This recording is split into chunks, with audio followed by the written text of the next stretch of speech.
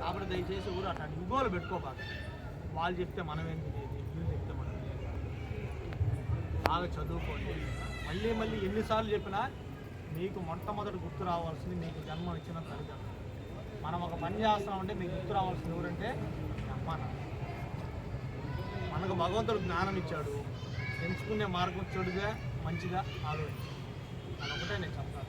తెలివి లేని వాళ్ళు ఎవరు కదా, అందరికీ బ్రహ్మాండమైన తెలివితేటలు.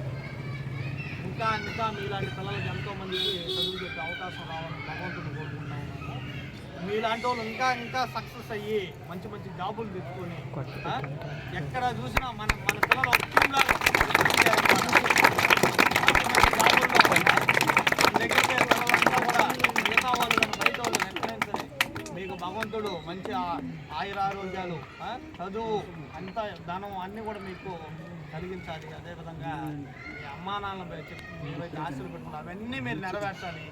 మీరు ప్రతి ఒక్కరూ, నేను ముసలోడినైనా సరే, మీరు నాకు ఎలా కనిపించాలంటే ఫ్యూచర్లో ఒక మంచి జాబ్ తలెత్తులాగా నేను చెప్పుకోవాలి, వీళ్ళంతా నా దగ్గర చదువుకున్న స్టూడెంట్స్ అని చెప్పి నా